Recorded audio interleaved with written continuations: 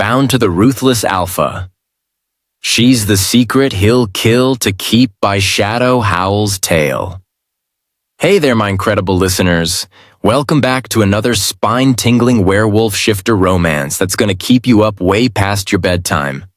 I'm talking danger, secrets, and an alpha so ruthless he'll make your heart race and your pulse pound. Your support is everything. Every listen, every like, every comment. It's like finding your true mate in a world full of lone wolves. So tonight, we're diving deep into a story about secrets, power, and a woman who witnessed something she was never meant to see. We've got Xavier Carr, an alpha who doesn't just break rules, he rewrites them. And Jane Walker, a woman whose past is about to collide with a supernatural world she didn't know existed. Get comfortable. Grab your favorite blanket, maybe some snacks if you're settling in for the night, and let's sink our teeth into this delicious, dangerous tale. The moon is full, the stakes are high, and someone's secret is about to become everyone's problem. If you're new here, smash that subscribe button and hit the notification bell so you never miss a release. We drop these stories daily because I know you need your fix. And if you're vibing with the story, throw us a like. It helps more than you know. For my loyal crew, welcome home. Ready to run with the pack? Let's begin. Chapter 1. The Wrong Place. Jane Walker's hands were steady as she adjusted the camera lens, zooming in on the third-floor window of the Carr Industries corporate building. 11:30 p.m. on a Tuesday, and the lights were still blazing in Xavier Carr's private office. Exactly as her editor had predicted. "The bastard never sleeps," she muttered, checking the digital display. The angle was perfect, the resolution sharp enough to capture whatever shady business deal was about to go down. 3 months. 3 months of chasing leads, bribing security guards, and tracking the movement patterns of Seattle's most dangerous businessman. Xavier Carr, CEO of Carr Industries, real estate mogul, and according to her carefully compiled evidence, the orchestrator of at least 4 suspicious property acquisitions where the previous owners had mysteriously vanished or died in convenient accidents. The Seattle Chronicle had passed on her story twice. Too inflammatory, they said. Not enough concrete evidence. But Jane knew a predator when she saw one, and Xavier Carr had left a trail of destruction from Portland to Vancouver. She just needed one photograph, one meeting with the wrong people, one piece of undeniable proof. Her camera was positioned in the abandoned office building across the street, a structure Carr himself had purchased 6 months ago and left vacant. The irony wasn't lost on her. Using his own property to expose him felt like poetic justice. The first figure appeared in the office window at 11:47 p.m. Jane's breath caught as she focused the lens. Xavier Carr himself, even more imposing in person than in the corporate headshots that graced Forbes and Fortune. Tall, broad-shouldered, moving with a fluid grace that seemed almost predatory. Dark hair swept back from a face that was all sharp angles and cold authority. Even from this distance, shit. Even through a telephoto lens, there was something about him that made her skin prickle with instinctive warning. 2 more men entered the office. Jane's finger hovered over the shutter button, ready to capture whatever deal was about to transpire. But then something happened that made her freeze. Xavier Carr turned toward the window, and for just a moment, his eyes seemed to glow. Amber, bright, almost luminescent in the office lighting. Jane blinked, certain it was a trick of the distance, a reflection from the computer screens behind him. Then he started to change. Jane's mind refused to process what she was seeing. The camera slipped in her grip, nearly falling before training kicked in and she caught it, pressing record on the video function with trembling fingers. Xavier Carr's body was shifting, bones cracking audibly even through the reinforced glass. His clothes tore as his frame expanded, his face elongating into something between human and animal. Fur, midnight black, rippled across his skin. His hands became claws, his teeth fangs. Within 30 seconds, where a man had stood, there was now a massive wolf. Not dog-sized, not even bear-sized. This creature was something from nightmares and ancient legends, standing nearly 7 feet tall at the shoulder, with eyes that burned with unmistakable intelligence and rage. The other 2 men in the office didn't run. They didn't scream. They bowed. Then they transformed too. Jane's camera recorded everything. The impossible, the supernatural, the absolute destruction of everything she thought she knew about the world. Her hands shook so badly she nearly dropped the equipment twice, but she kept filming, kept capturing evidence that would either make her career or get her committed to a psychiatric ward. The wolves moved through the office, clearly communicating though she couldn't hear their voices. Then Xavier, the black wolf with those burning amber eyes, turned directly toward her hiding spot across the street. Jane's blood turned to ice. There was no way he could see her. She was too far away, hidden in darkness, with no lights behind her to give away her position. But those amber eyes locked onto her location with absolute certainty, and the expression in them was unmistakable. Rage. And promise. The wolf that was Xavier Carr moved toward the window, and Jane finally found her legs. She grabbed her camera, shoved it in her bag, and ran. Behind her, she heard glass shattering, the sound impossibly loud in the quiet night. She hit the stairwell at a dead sprint, taking the steps 3 at a time, her heart hammering so hard she thought it might explode. 7 floors down in the darkness, stumbling, catching herself on the railings, the sound of her breathing harsh and panicked in the enclosed space. Behind her, from above, came a sound that would haunt her nightmares. A howl, deep and resonant, filled with fury and hunger. It echoed down the stairwell, seeming to come from everywhere at once. Jane burst through the ground floor exit into the alley, sprinting toward her car parked 2 blocks away. Her lungs burned. Her legs screamed. Every shadow seemed to hide teeth and claws. She reached her ancient Toyota, fumbled with her keys, dropped them. Grabbed them again with a sob of terror. The engine turned over on the 3rd try, and she peeled out of the parking spot, tires squealing, not caring about traffic laws or speed limits. In her rearview mirror, she caught a glimpse of movement. Something massive and black, keeping pace with her car for 3 blocks before disappearing into an alley. Jane didn't stop driving until she reached her apartment building 20 minutes away. She sat in her car in the underground parking garage for another 10 minutes, watching the entrance, waiting for something to follow her into the darkness. Nothing came. Finally, legs weak and hands still trembling, she grabbed her bag and made it to her apartment on the 4th floor. She locked the door, engaged the deadbolt, shoved a chair under the handle, and collapsed against the wall. Her camera bag sat on the floor beside her, containing evidence of the impossible.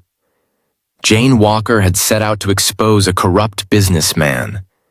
Instead, she discovered that monsters were real. And the biggest monster in Seattle now knew she existed. Chapter 2: Damage Control.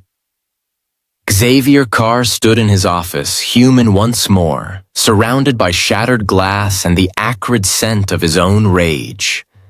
His chest heaved with the effort of controlling the shift, of forcing his body back into human form when every instinct screamed to hunt, to chase, to eliminate the threat. How bad? His voice came out rough, more growl than words. His beta, Chen, was already on his phone pulling up security feeds. She got footage. How much, I don't know. But from that building, she had a clear view. Name. Xavier bit out the word, grabbing a shirt from the emergency clothes he kept in his office closet. All shifters learned early to keep spare clothing accessible. Transformations had a way of destroying expensive suits. Working on it. Whoever she is, she's good. She disabled the security systems in the building across the street and knew exactly where to position herself for the sightline into your office. Chen's fingers flew across his tablet. This was planned. Professional. Xavier's second beta, Dominic Torres, emerged from the private bathroom, also fully clothed again.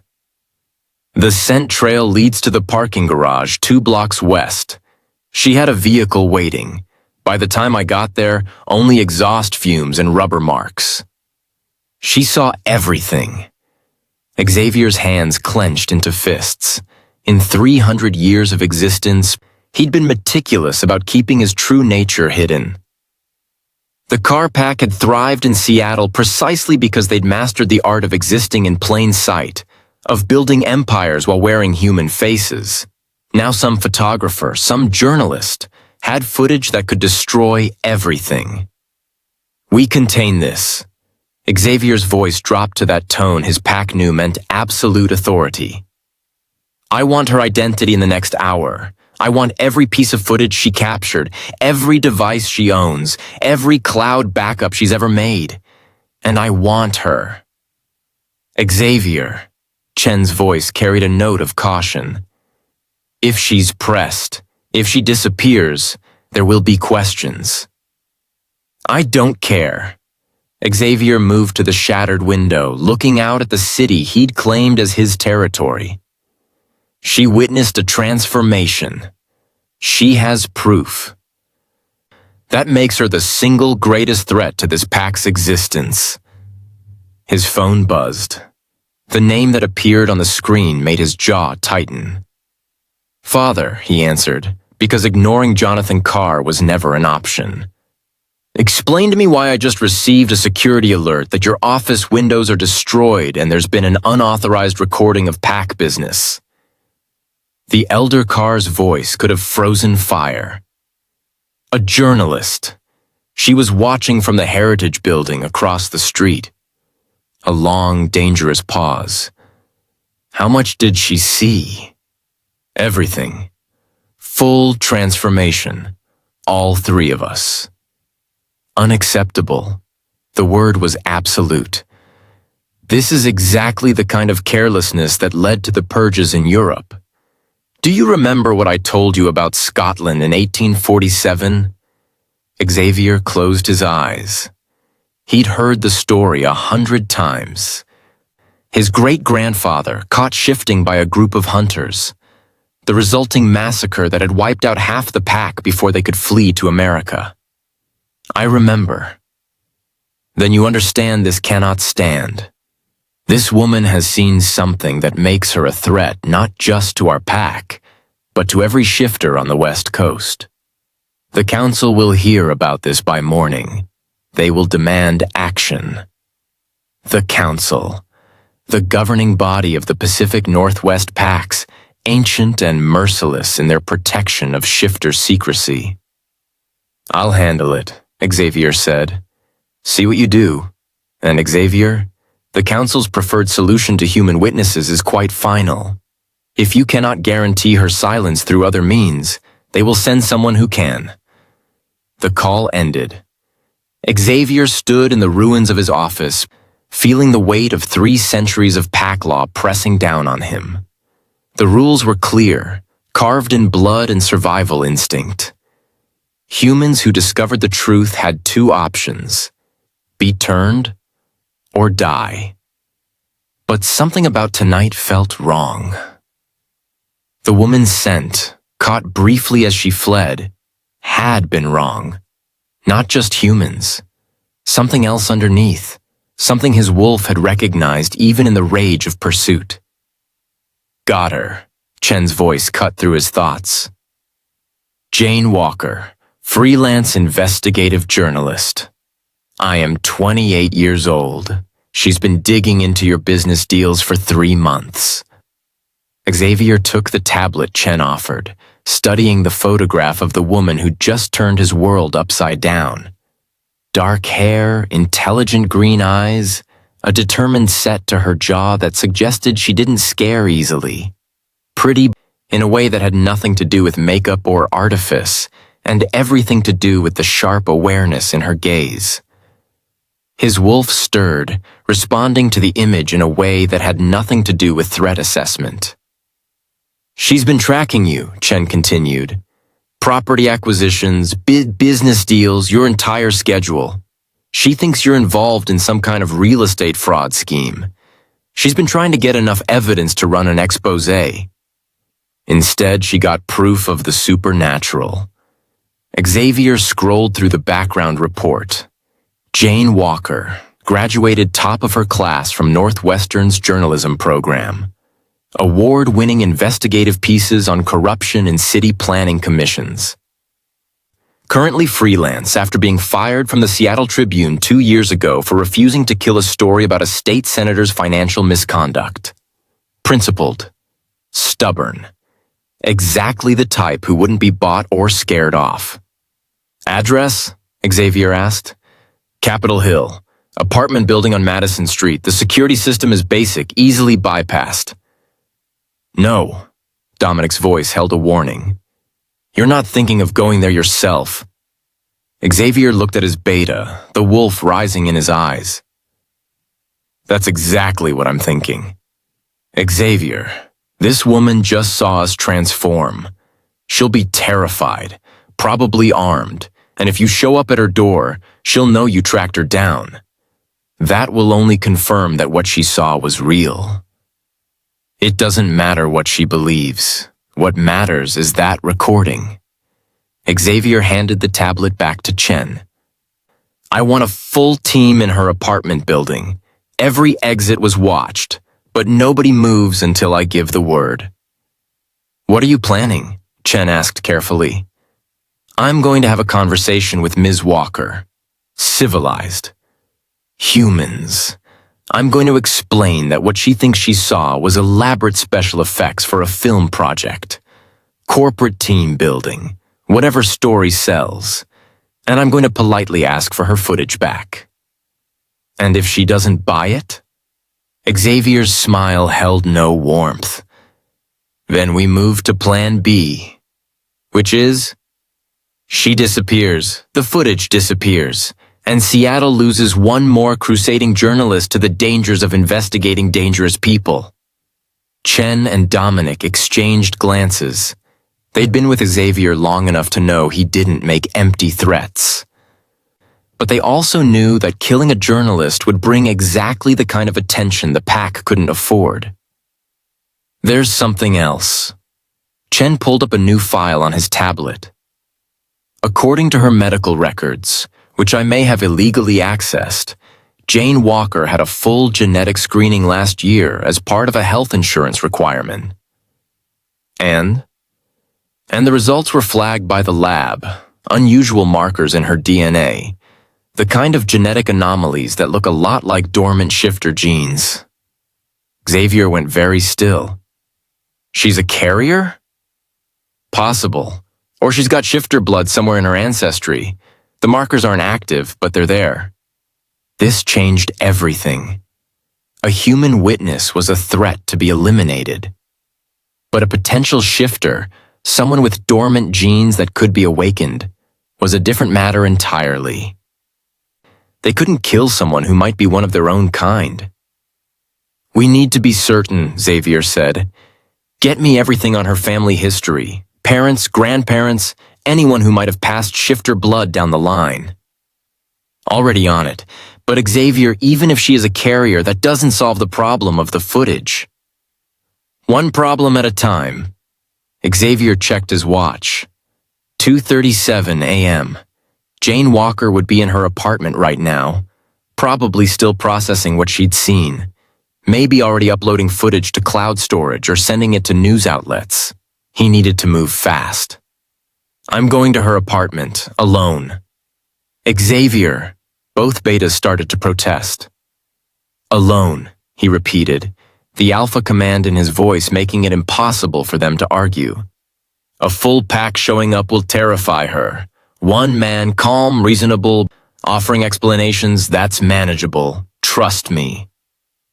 The council will get their pound of flesh if I fail, but I won't fail.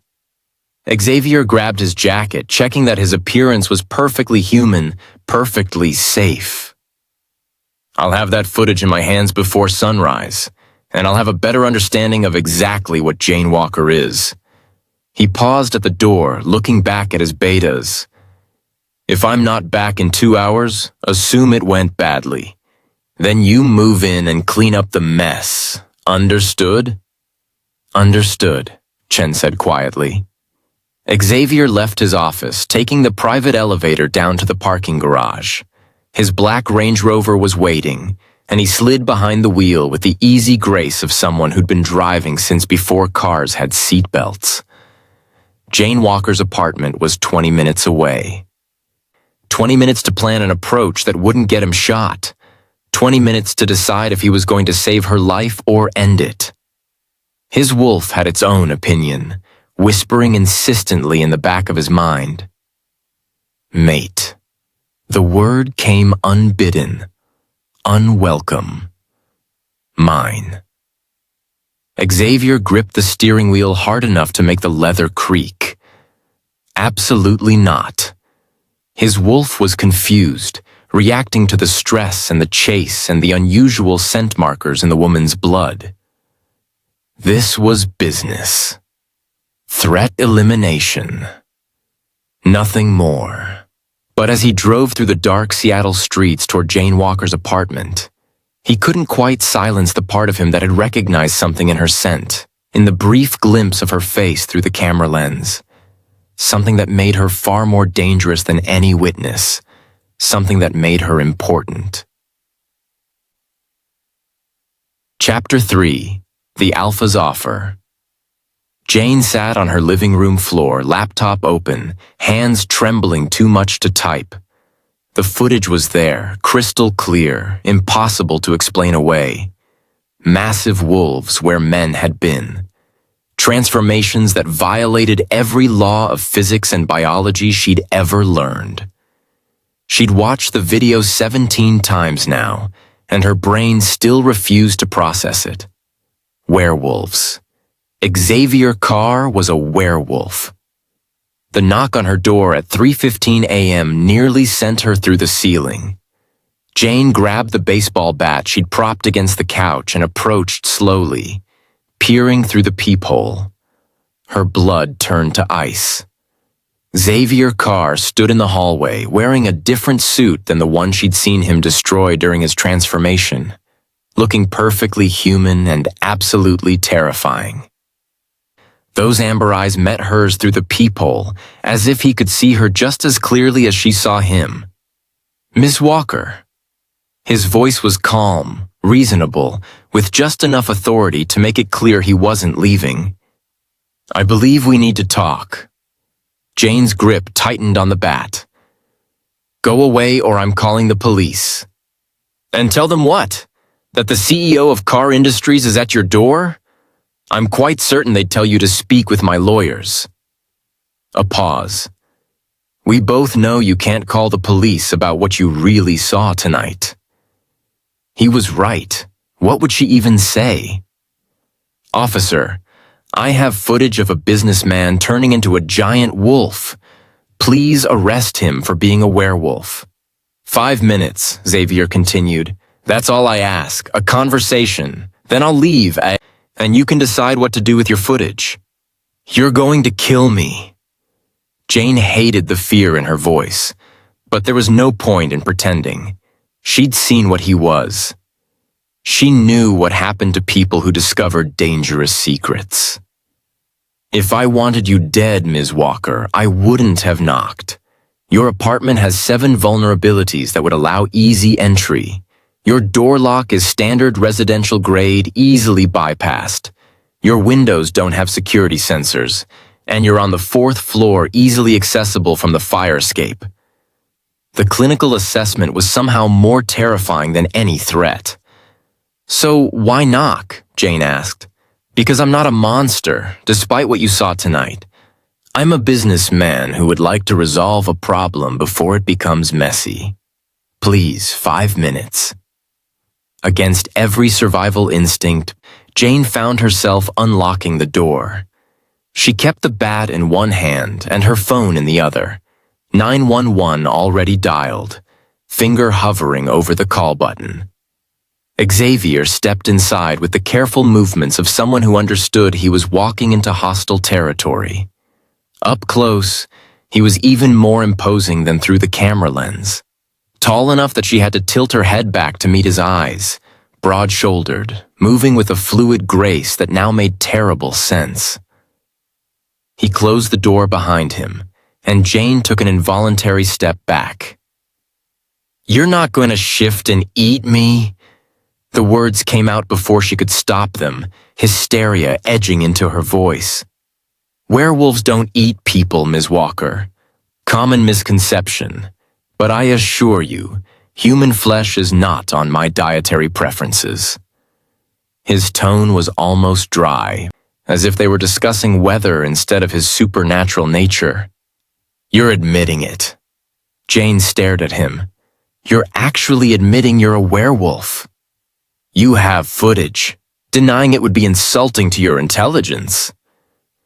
Xavier moved further into her small living room, taking in the laptop on the floor, the scattered notes and photographs she'd compiled about his business dealings. "You've been investigating me for 3 months. I thought you were a criminal." "I am, by certain definitions." He picked up one of her printed photographs, a shot of him leaving a business meeting. "Real estate fraud, coercion, intimidation. You had quite the case building. Unfortunately, you stumbled onto something much bigger." Jane forced herself to stay calm, to think like a journalist instead of prey. "How many of you are there?"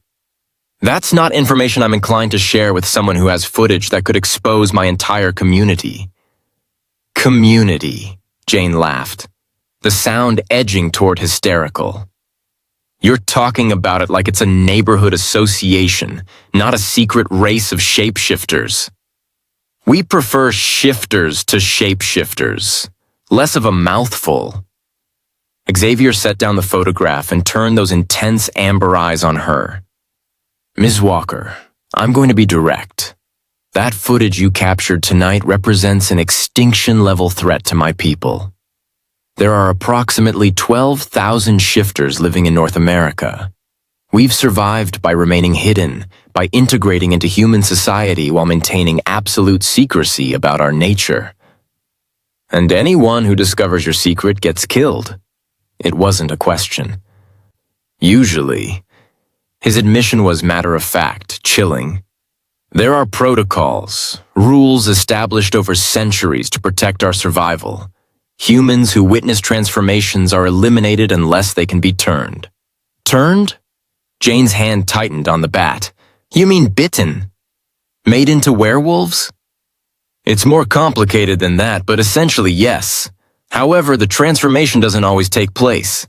Success rate is approximately 30%. The other 70% die screaming as their bodies reject the change." The clinical way he delivered that information made Jane's stomach turn. "So my options are death, or a 70% chance of a different kind of death." "Those are the standard protocols, yes." Xavier took a step closer, and Jane raised the bat defensively. He stopped, holding up his hands in a placating gesture. "But I'm not particularly interested in standard protocols." "What does that mean?" "It means that killing you or turning you both present problems I'd prefer to avoid. You're a journalist, one who's been digging into my business. If you disappear, there will be questions, investigations, more attention than I want on my operations. And turning you carries that unfortunate mortality rate, plus the complication of forcing someone into this life against their will. So what then? You came here to tell me you're going to let me live? Jane didn't believe that for a second. I came here to offer you a choice that doesn't end in your death. Xavier pulled out his phone, tapping a few buttons before showing her the screen. This is your bank account. Current balance, negative $842. This is your credit score, 547. This is your employment history, 6 jobs in 3 years, all freelance, all barely covering your rent. Humiliation burned through Jane's fear. You hacked my financial records? I had them compiled before I came here. Know your enemy and all that. He pocketed the phone. You're a talented journalist, Ms. Walker. Your investigative work on the city planning corruption case was exceptional. But you made enemies. You refused to compromise your principles. And now you're barely surviving. What's your point? My point is that I can solve all of that. I can make your financial problems disappear. I can give you access to stories that would make your career. I can provide protection from anyone who might want to retaliate for your previous work. He paused, letting that sink in. All I need in exchange is your silence, your footage, and your cooperation. Jane stared at him. You're trying to buy me? I'm offering you a mutually beneficial arrangement. You get financial security and career advancement. I get peace of mind that the footage of tonight doesn't end up on CNN. And if I say no? Xavier's expression didn't change, but something in his eyes went cold. Then we moved to less pleasant options. I came here offering you a civilized solution, Ms. Walker, but make no mistake, that footage cannot exist. Whether you cooperate willingly or I take more direct action to retrieve it, the result will be the same. You're threatening me. I'm giving you context. There's a difference. He moved toward her laptop, and Jane stepped between him and the computer. Don't. They were less than a foot apart now, close enough that Jane could see the flecks of gold in his amber eyes and could feel the unnatural heat radiating from his body. Close enough to remember that this perfectly human-looking man had been a massive wolf less than an hour ago. You're brave, Xavier said quietly. Foolish but brave. Do you understand what I am, Ms. Walker? What could I do to you before you could even press that call button on your phone? I understand that you haven't done it yet. Jane forced herself to hold his gaze. If you were going to kill me, I'd already be dead. So either you need something from me beyond my silence, or you're not quite the monster you're pretending to be. Something flickered across Xavier's face, too quick to identify. Perhaps a bit of both. He reached past her, not touching the laptop, but pulling out a business card from his jacket. This is my direct number. I'm gonna leave now and give you the night to think about my offer. But Ms. Walker understands this. By sunrise, the council will know about tonight's breach. They will send someone to eliminate the threat. That someone won't knock on your door and offer you choices. Jane took the card with shaking hands. The council? The governing body of shifter society. They're old, powerful, and they don't believe in the subtle approach I'm offering. If you want to live, you'll call that number before dawn and agree to my terms. He moved toward the door, then paused. One more thing. Your blood work from last year, the genetic screening for your insurance. Did they explain the unusual markers they found? Jane frowned.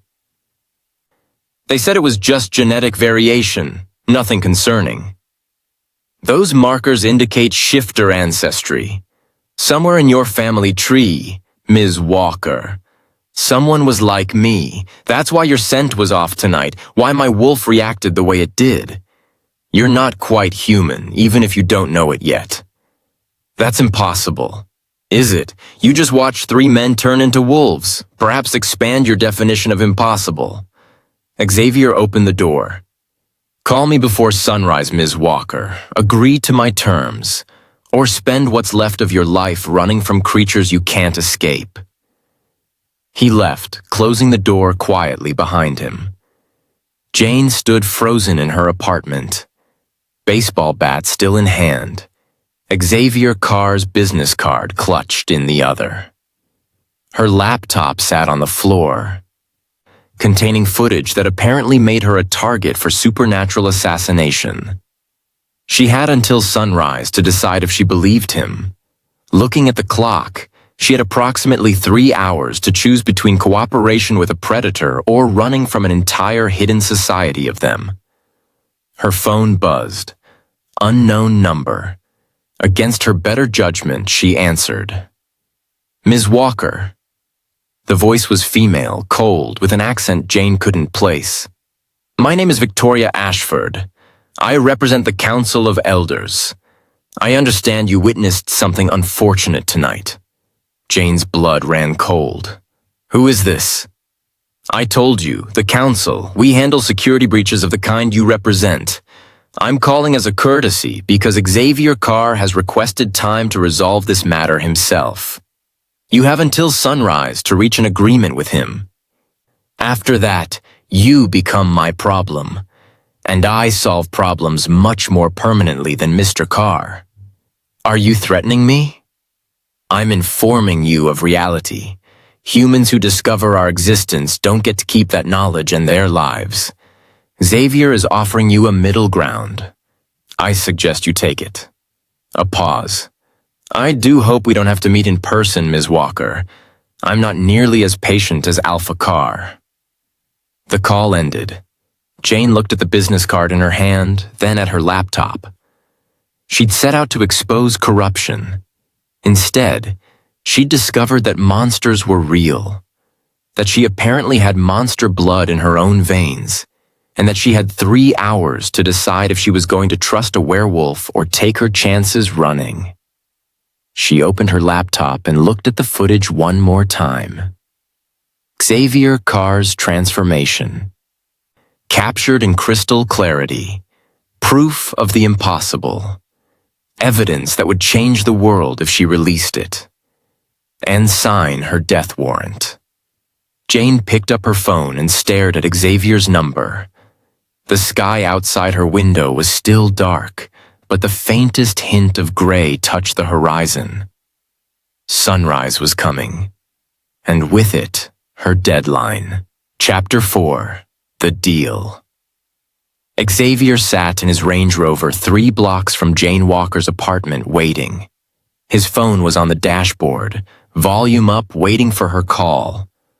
The sky was lightening to the east, dawn approaching with its usual inevitability. She's not going to call. Chen's voice came through the Bluetooth speaker, monitoring the situation from Xavier's office. It's been 2 hours. She's either running or uploading that footage to every news outlet she can find. She's thinking, Xavier replied, eyes fixed on the apartment building. She's smart enough to recognize she has no good options, which means she's trying to find a third option that doesn't exist. And if she doesn't call before sunrise? Xavier didn't answer.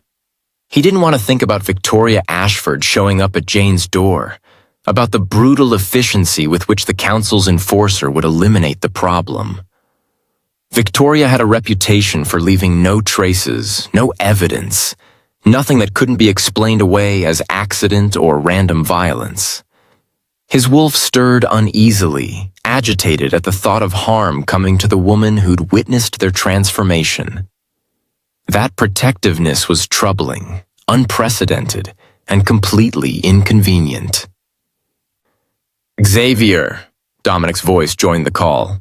We've got a problem. Jane Walker's laptop just pinged a cloud storage service. She's uploading something. Can you block it? Working on it, but if she's got redundant backups, multiple accounts, we might not catch them all. She's been a journalist for 6 years. She knows how to protect her sources and evidence. Xavier's hands tightened on the steering wheel. Tell me the moment you have confirmation on what she uploaded and where. His phone buzzed with an incoming call. Jane Walker. He answered immediately. Ms. Walker, I was beginning to think you preferred Victoria's approach. I have conditions. Her voice was steady, impressive given the circumstances. If I'm going to agree to this, I need guarantees that you won't just kill me the moment you have the footage. I'm listening. First, I want a contract. Legal, binding, stating that you and your pack, or whatever you call yourselves, will not harm me, ever, for any reason. That's not how pack law works. I can't make promises about variables I don't control. Then we don't have a deal. Jane's stubbornness was both infuriating and oddly admirable. Fine. I'll provide a contract stating that I personally will not harm you, and that I will use my authority as alpha to protect you from others in my pack. But I can't control the council, and I can't prevent you from doing something stupid that forces my hand. Second condition, I keep investigating you. Xavier blinked. Excuse me? You heard me. I don't trust you, Mr. Carr. You're a predator in every sense of the word, and I'm not going to just forget about the very real criminal activities I've uncovered in your business dealings. So if I'm going to be silent about the werewolf thing, I get to keep pursuing the actual crimes. Absolutely not. Then I upload this footage to 5 different news outlets right now and take my chances with your counsel. Xavier closed his eyes, counting to 10 in 3 different languages. You're negotiating suicide, Ms. Walker. I'm negotiating for the right to do my job. You want my silence about shifters? Fine. But I'm a journalist. I don't stop investigating stories just because the subject threatens me. That's not how this works. That's exactly how this works when the subject can tear you apart with his bare hands. And yet you're still talking instead of killing. Interesting. Xavier could hear the slight tremor in her voice, the fear she was trying to hide beneath bravado. But the courage was real, the determination genuine. She was terrified and still negotiating, still fighting for some scrap of control in a situation where she had none. His wolf stirred again, that troubling protectiveness rising. Strong, brave, worthy. Third condition, Jane continued. You answer my questions. About shifters, about your pack, about what I am if you're right about the genetic markers. I don't work blind. If I'm going to be involved in this world, I need to understand it. That's a lot of trust you're asking me to extend to someone who is trying to destroy my reputation 3 hours ago. And you're asking me to hand over evidence of a supernatural community to a creature who admits people in my position usually end up dead. We're both taking risks here, Mr. Carr. Xavier found himself almost smiling despite the situation. Jane Walker had steel in her spine, the kind of stubborn courage that usually got humans killed but occasionally made them interesting. Fine. Your conditions are acceptable with modifications. 1, I'll provide a contract guaranteeing your safety from me and my direct pack. 2, you can continue investigating my business dealings. But any story you intend to publish goes through me first. I'm not giving you carte blanche to destroy everything I've built. 3, I'll answer your questions about shifters, but there are pack secrets I can't reveal. Some knowledge is earned, not given. Silence on the other end. Xavier could almost hear her weighing the offer, calculating odds, deciding if she trusted him even a fraction of an inch. I want the contract by tonight, Jane finally said.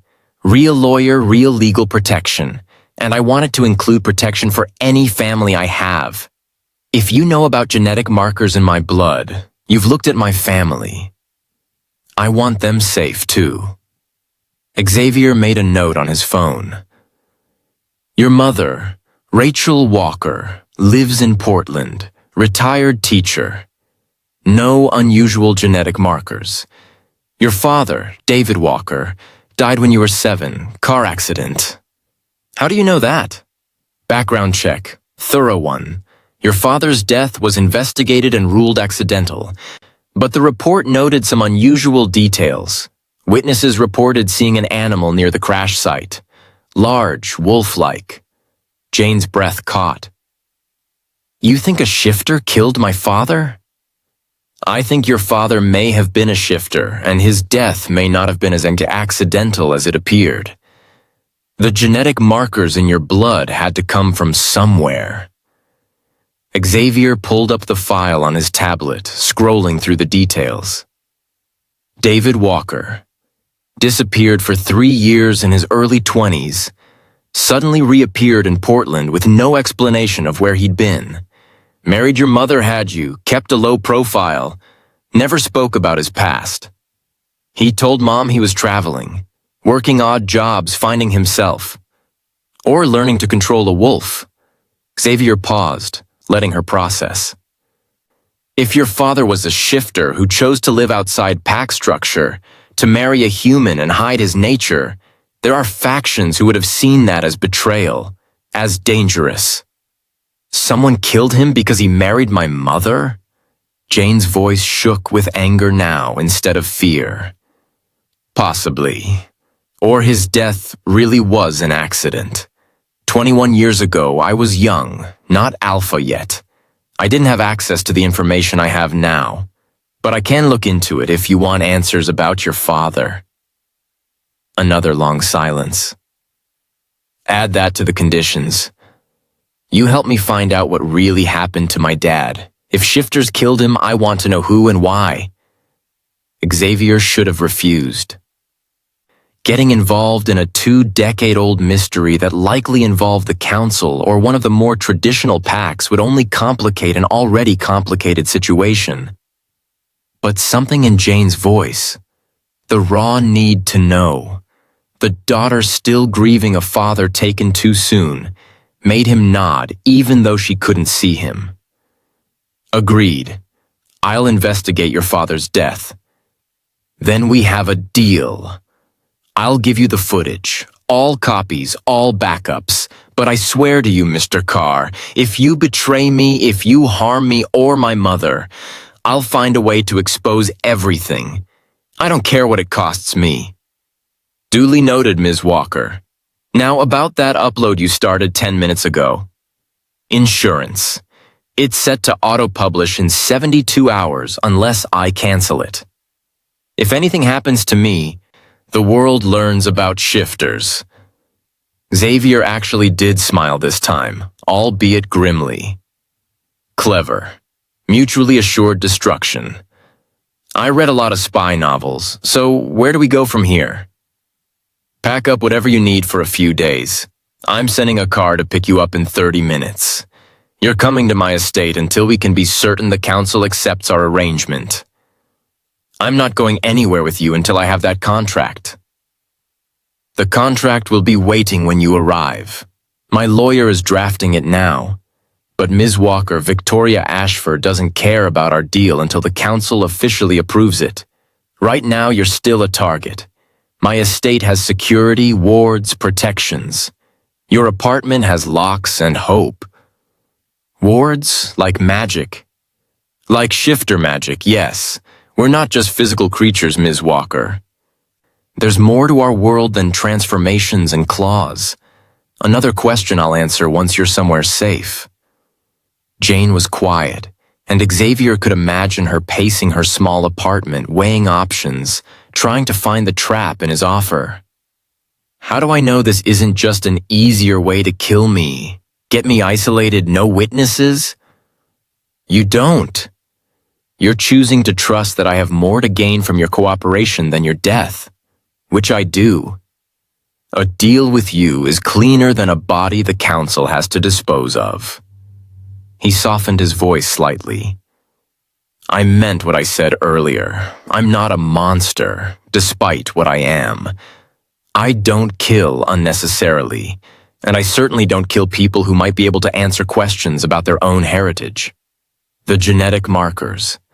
Yes, you're a dormant shifter, Jane. You have the blood, the potential, but it's never been activated. That makes you rare, valuable even. Most shifters are born from two shifter parents. Dormants, people with the genetics but no active abilities, they're unusual. The council will want to study you. Study me how? Blood work, genetic testing, nothing invasive? They'll want to understand how your father passed on the genes without you manifesting abilities. It's rare enough to be academically interesting. I'm not a lab rat. No, you're a potential shifter who witnessed a transformation and lived to negotiate about it. That makes you a unicorn, Ms. Walker. Act accordingly. Xavier checked the time. 28 minutes until the car arrives. Pack light. We'll be at the estate for 3 days, maybe 4. And then what? Then you go back to your life, Ita, with a new understanding of what exists in the shadows. And I go back to mine, secure in the knowledge that the footage of the impossible is destroyed. You're awfully confident I won't just run. You could try. You wouldn't make it 3 blocks. I have people watching every exit of your building, not to threaten you, but to protect you from Victoria if she decides to move before sunrise, eh? He paused. The car will be a black Mercedes, license plate 7XRV29. The driver is Thomas, one of my pack. He'll know the code phrase. What code phrase? When he picks you up, he'll say, Alpha sent me. You respond with which Alpha? He'll say, the one who keeps his promises. That way you know it's really my driver and not someone else trying to intercept you. Jane laughed, the sound slightly hysterical. This is insane. 12 hours ago, I was a journalist chasing a story about real estate fraud. Now I'm using code phrases and running from supernatural assassins. Welcome to my world, Ms. Walker. It's considerably more complicated than real estate fraud. I'm bringing my laptop and my phone, and I'm not giving you the upload passwords until I have that contract and I've read every word. Fair enough, I'll see you in an hour. Xavier ended the call and immediately dialed Chen. She agreed, send Thomas to pick her up. And Chen? Full security detail on that route. If Victoria makes a move before Jane gets to the estate, I want her intercepted. Understood. Xavier, the council called. They want a video conference at dawn. That's in 45 minutes. Perfect timing.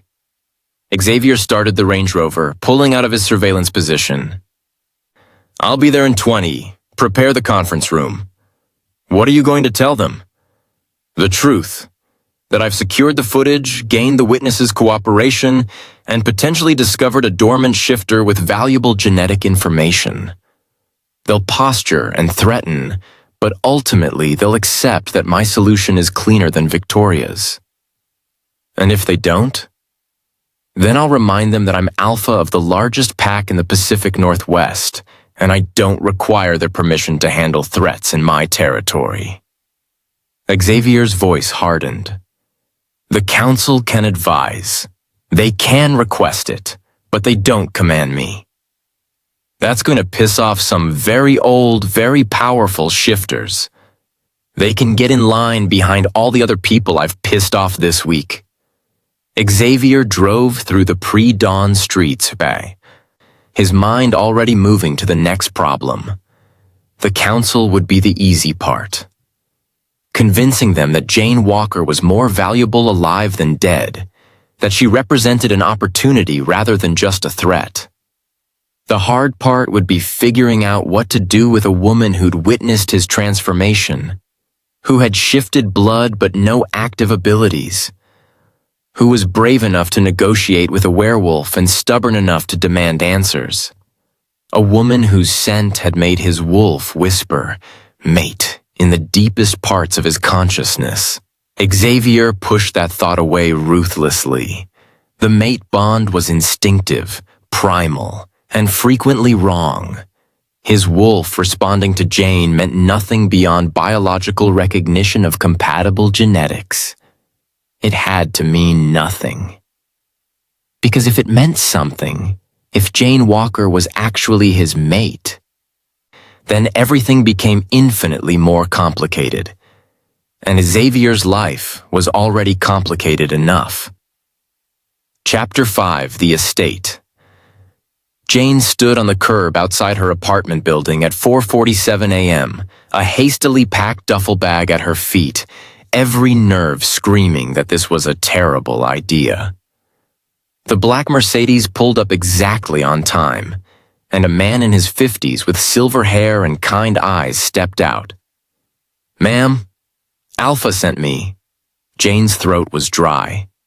"Which Alpha?" "The one who keeps his promises." The code phrase was correct, but that didn't make getting into a car with a werewolf any less terrifying. Still, staying in her apartment with a supernatural assassin potentially on the way was worse. She climbed into the back seat. The interior smelled like leather and something else, something wild and clean that she was beginning to recognize as a shifter scent. "I'm Thomas, ma'am. I'll be your driver this morning." He pulled smoothly into traffic, taking a route that seemed deliberately indirect, full of turns and doubling back. "Making sure we're not followed?" Jane asked. "Security protocol, ma'am. Alpha takes threats seriously." Thomas glanced at her in the rearview mirror. "If you don't mind my saying, you've got courage. Not many humans negotiate with Xavier Carr and live to drive away." "I haven't driven away yet. I'm in a car with a werewolf going to an estate full of more werewolves. The living part is still theoretical." Thomas chuckled. "Fair point, but for what it's worth, Alpha's word is solid. If he promised you safety, you're safer than you've ever been. He can promise that for himself. What about the others? You'll be under Alpha protection. Anyone who harms you would be challenging Xavier directly. Trust me, ma'am, no one in the car pack is stupid enough to do that." They drove for 45 minutes, leaving the city behind for increasingly rural roads. Jane watched the landscape change through the tinted windows, noting the way civilization gave way to forest. Thick stands of evergreens that looked ancient and untouched. "How much of this land belongs to Xavier?" she asked. "Everything you've seen for the last 20 minutes. 5,000 acres, most of it preserved forest. Pack land, protected and private." 5,000 acres. Jane tried to wrap her mind around that kind of space, that kind of wealth. Xavier Carr wasn't just rich. He was land baron, build your own kingdom wealthy. The gates appeared suddenly. Massive iron structures set into stone walls that looked more medieval than modern. Thomas pressed a button on his visor and they swung open silently. The drive beyond wound through manicured grounds that gave way to wilder forest. And then, around a final curve, the house appeared. Jane had expected something ostentatious, a modern glass and steel monstrosity designed to show off wealth. Instead, the estate was all stone and timber, looking like it had grown naturally from the forest floor. 3 stories of rough-cut stone and heavy beams, with massive windows that reflected the pre-dawn sky. Elegant without being flashy, powerful without being crude. "It's beautiful," she said without thinking. "Alpha designed it himself. Well, with architects and engineers. But the vision was his. I wanted something that honored what we are, not what we pretend to be in the city." Thomas pulled up to the main entrance. "He's waiting for you in his study. Ms. V will show you the way." A woman in her 30s emerged from the house, dressed in casual elegance that somehow looked both professional and comfortable. Asian features, sharp, intelligent eyes, moving with the same fluid grace Jane was beginning to recognize as shifter. "Ms. Walker, I'm Sarah V., Xavier's assistant." "Welcome to Carr Estate." She offered a hand and Jane shook it, noting the unusual warmth of her palm. "I'll take you to Xavier. He's just finishing a call with the council." The interior of the house matched the exterior's aesthetic. Stone floors covered with thick rugs, exposed beams overhead, furniture that looked handmade and built to last centuries. Art on the walls that leaned toward landscapes and nature scenes rather than abstract corporate pieces. "The pack lives here?" Jane asked as they walked. "Some of us. Xavier, myself, his betas Chen and Dominic, a few others. The pack is about 150 members total, but most maintain their own homes in the city. This is headquarters, sanctuary, and home depending on the need." Sarah led her up a wide staircase. "You'll have a guest suite on the second floor. Private bathroom workspace if you need it. Xavier wants you to be comfortable. Xavier wants me controlled."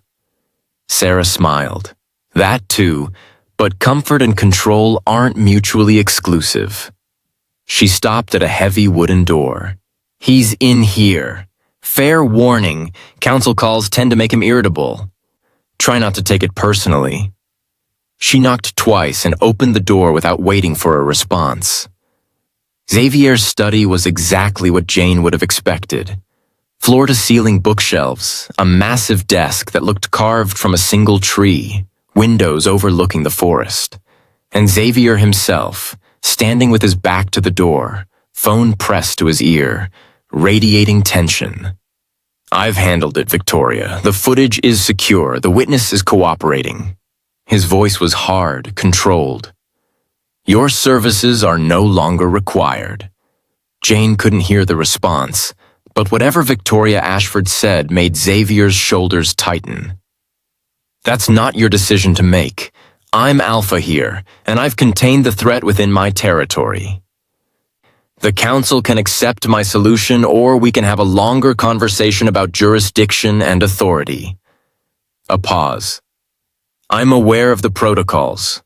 I'm also aware that those protocols were written 300 years ago and perhaps need updating for the modern era." Sarah touched Jane's arm and gestured for her to sit in one of the leather chairs facing the desk. Jane sank into it, still clutching her duffel bag, feeling like she'd walked into a confrontation she barely understood.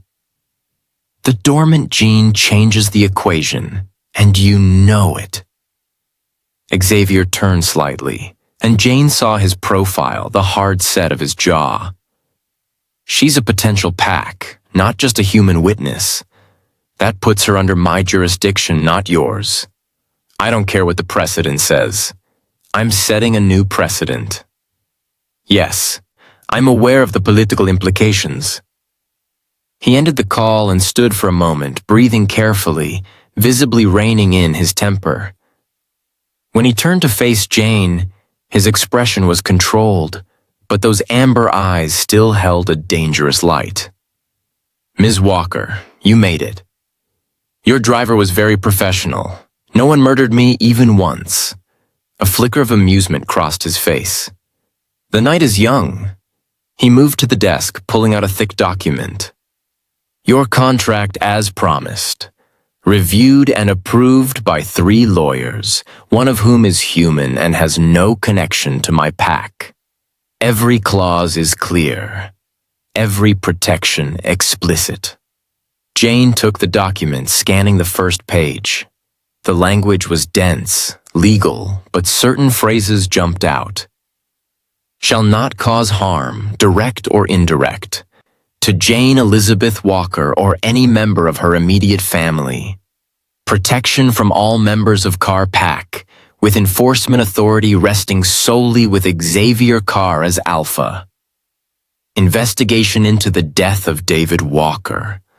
All findings to be shared with Jane Walker within 6 months." "This is 47 pages long," she said. "You wanted legal protection. Legal protection requires specificity.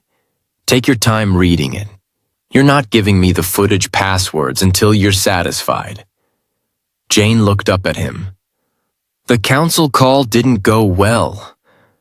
The council is concerned that I'm setting a precedent they don't like. Allowing a human witness to live, bringing her into my territory, promising investigation into what might be council-sanctioned killing. They're old, Jane. They think in terms of absolutes." Humans discover us. Humans die. Simple, clean, traditional. And you don't? I think the world has changed in the 300 years since those rules were written. I think unnecessary killing draws more attention than clever management. And I think a journalist with dormant shifter genes is more valuable to my pack as an ally than as a body in the woods. He sat on the edge of his desk, studying her. The council has given me 1 week to prove you're not a threat. If I can't, Victoria comes back to finish the job. Jane's blood ran cold. 1 week to prove I won't expose your entire species? Essentially. Which means for the next 7 days, you're my guest here. You'll stay on the estate. You'll meet the pack. You'll learn what we are beyond the monsters you saw last night. And hopefully, by the end of it, you'll understand why our secrecy is necessary. Or I'll be dead. I won't let that happen. The certainty in his voice was absolute. You have my word, Jane. You came here in good faith. You're negotiating rather than running or publishing. That earns my protection, regardless of what the council wants. Fatso, Jane set the contract aside. Why risk conflict with this council for a journalist who was trying to destroy your reputation a week ago? Xavier was quiet for a long moment, and something flickered across his face too complex to name. Because you remind me that not everything is packed with politics and ancient laws. Because you had the courage to knock on a door you should have run from. And because... He stopped, seeming to reconsider his words. Because you might be the daughter of a shifter who made a choice I respected, even if I didn't understand it. You knew my father? No, but I knew of him, a shifter who left pack life, who chose love over tradition, who tried to build something human. That took strength. The fact that you exist, that you're standing here demanding answers and negotiating with an alpha, suggests you inherited that strength.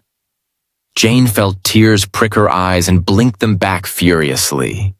She wouldn't cry in front of Xavier Carr, wouldn't show that kind of weakness.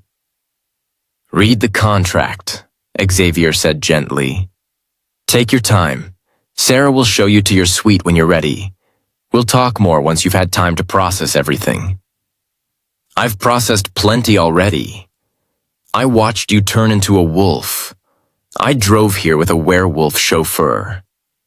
I'm apparently part werewolf myself. My processing capacity is maxed out. Then rest. Eat something. The estate has full security, and I've given orders that you're not to be disturbed unless you choose to be. He moved toward the door, then paused. Jane, welcome to the world behind the world. Try not to let it eat you alive. He left before she could respond. Sarah appeared moments later with a tray of coffee and pastries that looked professionally made. Thought you might be hungry. It's been a long night. Jane stared at the food, at the contract, at the expensive study in the mansion in the forest owned by werewolves. This is insane. Most days, Sarah agreed cheerfully, but you get used to it. Come on, let me show you your room. You can read the contract there. Maybe get some actual sleep. Jane let herself be led through hallways and up another flight of stairs to a suite that was larger than her entire apartment. King bed with a thick duvet, sitting area with a fireplace, bathroom with a soaking tub and a shower that looked like something from a spa. There are clothes in the closet, probably not your style, but they'll fit. Xavier had them brought in this morning. Sarah set the tray on the coffee table. Lock is electronic, keyed to your thumbprint.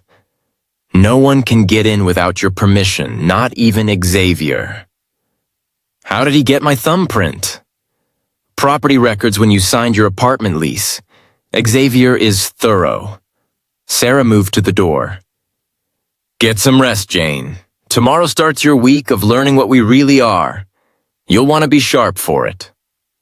She left, and Jane finally let herself collapse onto the bed. contract clutched in her hands, pastries forgotten. Somewhere in the house, werewolves were going about their morning. Outside, the sun was rising over forests that belonged to creatures who shouldn't exist. And Jane Walker, journalist, skeptic, woman who believed in facts and evidence, had just agreed to spend a week learning about magic. She pulled out her phone and stared at Xavier's number. Then she looked at the contract's final page, at the signature line waiting for her. 7 days, she thought.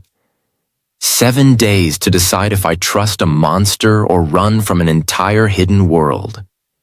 The problem was, she was starting to suspect Xavier Carr might be the least monstrous creature in this new reality, and that realization was somehow more terrifying than anything else.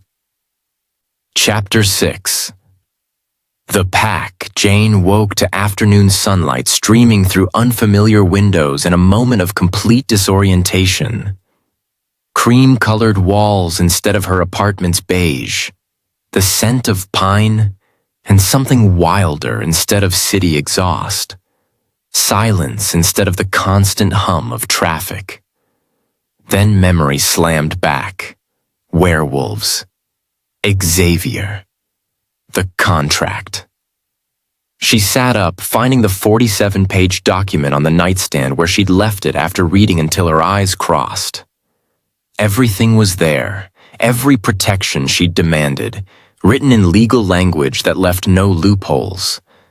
Xavier's signature already graced the final page, bold and somehow aggressive. Her phone showed 2:37 p.m. and 17 missed calls. 3 from her mother, the rest from numbers she didn't recognize. She'd deal with those later. A knock on the door made her tense. "Ms. Walker, it's Sarah, just checking if you're awake." Jane pulled on the robe she'd found in the bathroom, noting that it fit perfectly. Of course it did. Xavier was thorough. "Come in." Sarah entered with another tray, this one laden with lunch that looked better than anything Jane typically made for herself. "You slept through breakfast, figured you might be hungry." "What time does Xavier want to see me?" 5 p.m. Gives you time to eat, shower, prepare questions. Sarah set the tray down and pulled out a tablet. "I'm supposed to brief you on basic pack structure and etiquette before you meet everyone." "Everyone?"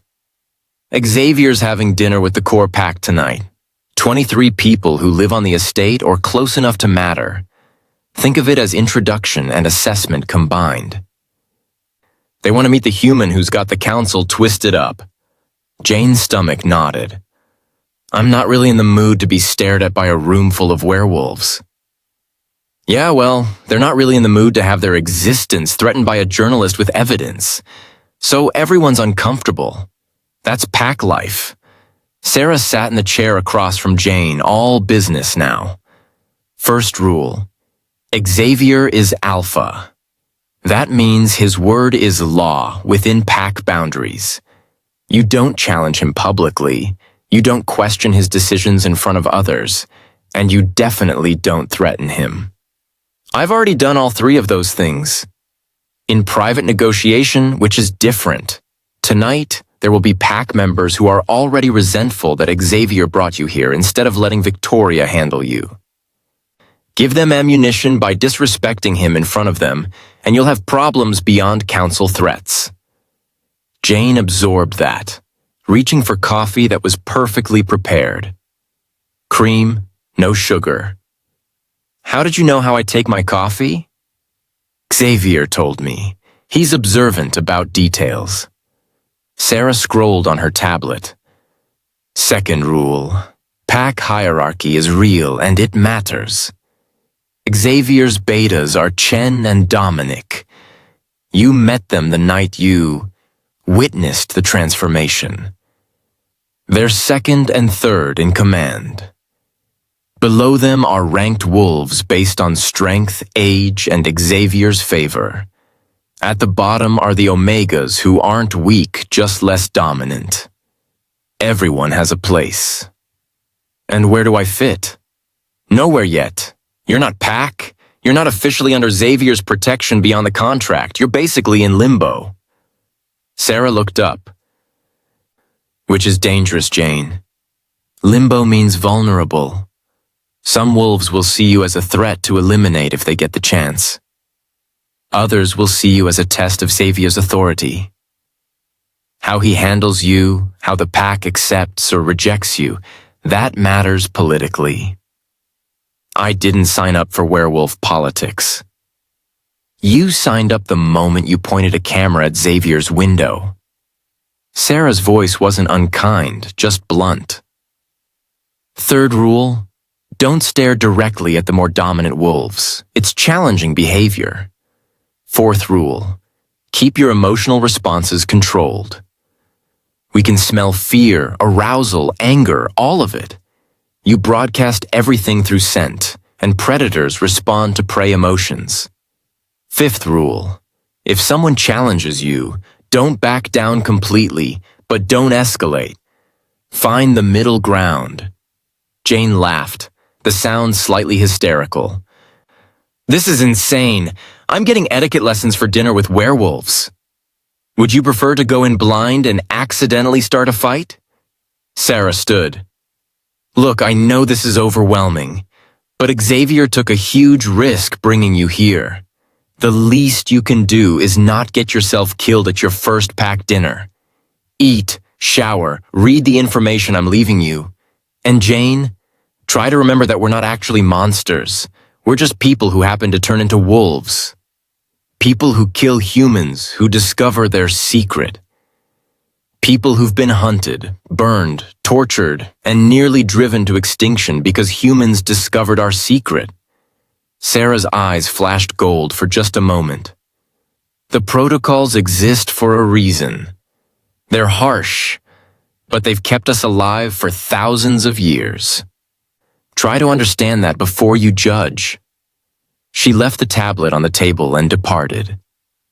Jane spent the next 2 hours reading everything Sarah had left. Pack structure, history, basic facts about shifter physiology. The information was clinical, academic, reading like an anthropology text about a hidden culture. Shifters weren't made through bites like the movies suggested. They were born, genetics passed from parent to child, dormant genes sometimes skipping generations. The transformation required significant energy, burned through calories, left them ravenous. They aged slower than humans once they hit their prime, explaining why Xavier looked mid-30s but was apparently much older. They were stronger, faster, harder to kill than humans. Silver didn't hurt them, that was myth. But fire, decapitation, or enough trauma to prevent healing, that could kill them. And they had mates, a biological imperative, a recognition of compatible genetics and compatible souls. When two shifters found their true mate, the bond was permanent, unbreakable, driving them toward each other with instinctive certainty.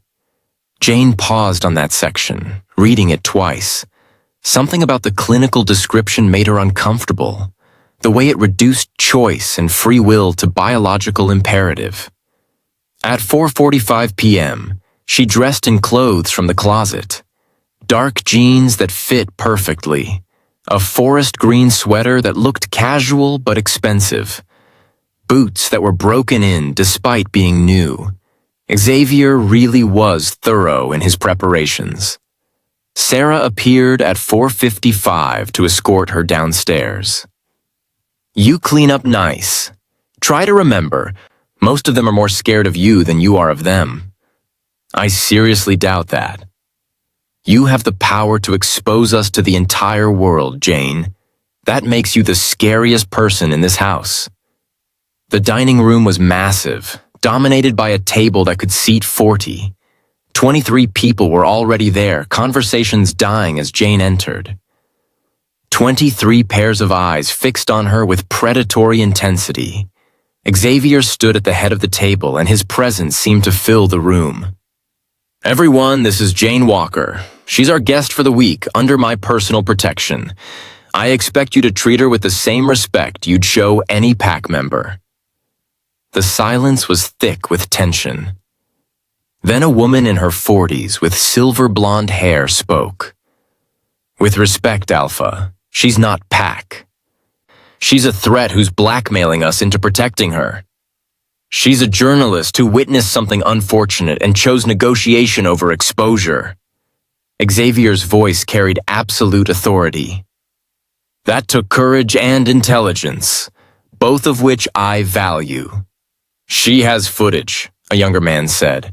"What's to stop her from uploading it the moment she leaves here?" "Me," Xavier replied simply.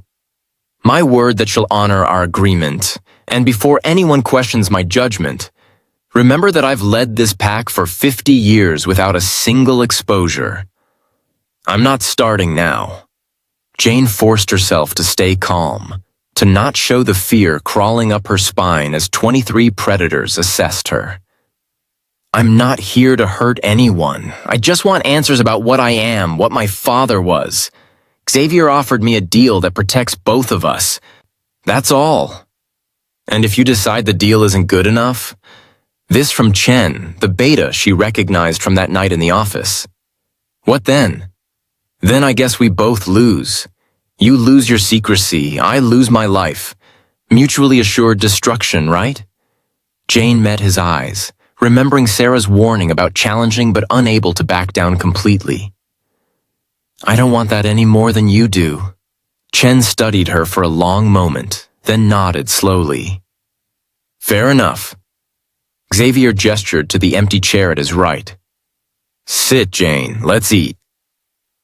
The dinner was surreal. Conversations flowed around her in languages she sometimes recognized and sometimes didn't. Pack members discussed business deals, territory disputes with other packs, mundane details about human jobs that seemed bizarre coming from people who turned into wolves. The woman who'd first challenged her, introduced as Catherine, kept watching Jane with suspicious eyes. "So you're dormant," she said during a lull in conversation. "You've got the genetics but no active abilities." "Apparently, I didn't know until yesterday." "Have you ever felt anything unusual? Heightened senses, unusual strength, unexplained anger?" Jane thought back through her life. "I've always had good night vision, and I've always been able to tell when people are lying. Their scent changes somehow. I thought I was just perceptive." "That's low-level shifter awareness," Catherine said. "Your senses are better than human normal, even though you can't shift. With training, you might be able to activate them more." "Or kill herself trying," the young man who'd questioned her earlier added. "Forced transformations have a shit success rate." "No one's forcing anything," Xavier interjected smoothly. "Jane's genetic status is a separate matter from the footage. We deal with the footage situation first, then she can decide if she wants to explore her abilities." After dinner, as pack members dispersed, Xavier touched Jane's arm. "Walk with me." They went outside into the gardens behind the house. Night was falling, and the temperature had dropped enough that Jane could see her breath. Xavier didn't seem to notice the cold. "You did well in there," he said. "Catherine was testing you, and you didn't break. She hates me. She's protective of the pack and suspicious of outsiders. Give her time." Xavier led her down a gravel path toward the forest edge. "I wanted to show you something." They walked in silence for several minutes, the trees closing in around them. Jane's heart rate increased, very aware that she was alone in the dark with a werewolf who could kill her without effort. Then they emerged into a clearing, and Jane stopped breathing. Wolves. Dozens of them, scattered through the clearing in various states of rest and play. Some were massive like Xavier had been. Others smaller but still far larger than natural wolves. They moved with that same fluid grace, and as she watched, One of them transformed back into a human form she recognized. Sarah. This is what we really are, Xavier said quietly. Not the business meetings and corporate facades. This, pack running under the moon, free to be our true selves. Jane watched a pair of younger wolves playfully wrestling, their joy obvious even in animal form. It's beautiful. It's home. It's family. It's everything humans severed when they chose civilization over instinct. Xavier looked at her. Your father gave this up to be with your mother. He walked away from pack, from the run, from everything we are. That kind of sacrifice, Jane, it's almost unheard of. Do you think he regretted it? I think he loved your mother enough to make a choice that cost him everything. Whether he regretted it, only he could say. Xavier was quiet for a moment. I've started the investigation into his death, calling in favors, looking at old records. If there's truth to find, I'll find it. Thank you. They stood in the clearing, watching the pack, and Jane felt something shift inside her. These weren't monsters.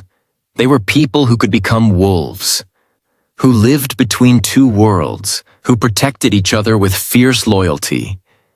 But they were still capable of killing her if Xavier gave the order. The reminder kept her grounded as Xavier eventually led her back to the house, kept her from getting too comfortable in the beauty of what she'd witnessed. She had 7 days to convince the council she wasn't a threat. And the clock was ticking. Chapter 7. Buried Secrets. Over the next 3 days, Jane integrated into pack life while maintaining careful distance. She learned that Chen was a corporate lawyer who handled Xavier's business interests, that Dominic ran security for both the legitimate businesses and the pack itself, that Catherine had been with the pack for 200 years and remembered when Seattle was still a logging town. Xavier kept his promise about answering questions. Late-night conversations in his study became routine, Jane pressing for details about shifter society while Xavier revealed carefully measured information. She learned about the Council, 7 ancient shifters who governed all North American packs from a compound in Montana. About pack bonds that went deeper than human family ties. About the magic that ran through shifter veins, older than civilization, connected to the earth itself. But on the 4th morning, everything changed. Jane woke to urgent voices outside her door. She grabbed the robe and opened it to find Chen and Dominic in a heated discussion with Xavier. Can't be a coincidence, Chen was saying. Not after all these years. What's going on? Jane asked. 3 sets of eyes turned to her. Xavier's expression was carefully controlled, but Jane had learned to read the tension in his shoulders, the way his jaw tightened when he was containing anger. We found something, he said, about your father. Jane's heart kicked into overdrive. What? Tell me. Xavier gestured for her to follow him downstairs to his study. Once inside, he pulled up files on his computer, documents that looked old, scanned from physical records. Your father's death wasn't an accident, Xavier said without preamble. It was an execution. Jane gripped the edge of his desk. What? David Walker was a member of the Silverwood Pack in Oregon. High-ranking, well-respected. 28 years ago, he met your mother at a teaching conference in Portland. They fell in love. Xavier scrolled through the documents. That was a problem. Pack law at the time was strict about human relationships. Romance was acceptable, marriage was not. Having children with a human was absolutely forbidden. Why? Because half-human children are unpredictable. Sometimes they're dormant like you. Sometimes they're fully shifted. And sometimes there's something in between, something unstable that can't control the transformation. The council considered them too dangerous to allow. Jane felt sick. So they killed my father for having me. They tried to force him to leave your mother. He refused. He walked away from his pack, took your mother, and disappeared. For 3 years, they lived quietly. No contact with shifter society. Then you were born, and somehow the council found out. How? Chen spoke up. Hospital records. Blood work when you were born showed the genetic markers. A doctor who happened to be a shifter recognized them and reported it to the council. And they sent someone to kill him. Jane's voice was flat. They sent Victoria Ashford. Xavier said quietly. She staged a car accident. It made it look natural. Your father was coming home from work, took a corner too fast on a wet road, went over an embankment. Clean, professional, no evidence of foul play. Except for the witnesses who saw a wolf near the crash site. Except that. Xavier closed the files. Victoria wanted to kill you and your mother too. Complete elimination of the problem. But your father had taken precautions. He'd left documentation of his relationship with your mother, photographs, evidence that he'd been living openly with a human. If anything happened to his family after his death, that documentation would be released to human authorities automatically. Jane's legs gave out. She sank into the nearest chair. He blackmailed them to save us. He protected you the only way he could. The council agreed to leave you and your mother alone as long as you remained dormant, as long as you never learned what you were. Xavier knelt in front of her chair, meeting her eyes. Jane, your father loved you enough to die for you. He made sure you'd have a chance at a human life, free from pack politics and council threats. Tears streamed down Jane's face. And then I went and discovered everything anyway. I fucked up the life he died to give me. You investigated a corrupt businessman. You followed a story. You couldn't have known what you'd find. Xavier's voice was gentle. Your father would be proud, Jane. You're exactly like him. Stubborn, principled, brave enough to face down threats most people would run from. Does the council know about this? About my father's blackmail? They know, and they're very interested in the fact that David Walker's daughter has now witnessed a transformation and has her own evidence to use as leverage. Chen sat on the edge of Xavier's desk. They're wondering if this is genetic, if your father passed on his talent for strategic blackmail along with his shifter genes. Jane looked up at Xavier, seeing the calculation in his eyes. That's why you're really protecting me. Not because of some genetic markers or because you respect my courage, because you're afraid of what I might do with that documentation. That documentation doesn't exist anymore, Xavier said. I found it. The safety deposit box in Portland, the lawyer who held the files, all of it. Your father's blackmail died with him 21 years ago. Then why am I still alive? Xavier stood, moving to the window. Because I made a choice. I could have let Victoria eliminate you that first night. The council would have been satisfied. Your father's protection be damned.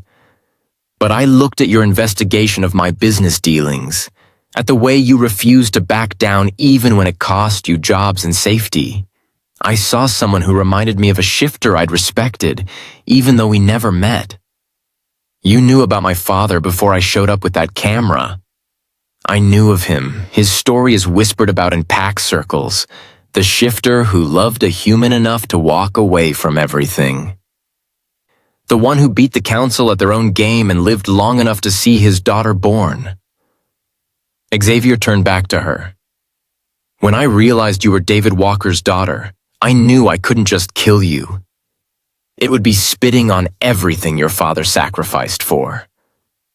So I'm alive because of sentiment. You're alive because I believe the Council's protocols are outdated and barbaric. Because I think my father's generation got it wrong when they decided human contact was too dangerous to tolerate. And because... He paused, seeming to wrestle with something. Because my wolf recognized you that first night in my office. Not just as a witness to eliminate, but as something more. Jane stood slowly. What do you mean, something more? The mate bond. Chen said it when Xavier remained silent. Xavier's wolf thinks you're his mate. Jane, that's why he's been so protective, why he took on the Council for you. Instinct is telling him you're meant to be his. Jane laughed, the sound sharp with disbelief. You've got to be kidding me. This is not some paranormal romance novel, Chen.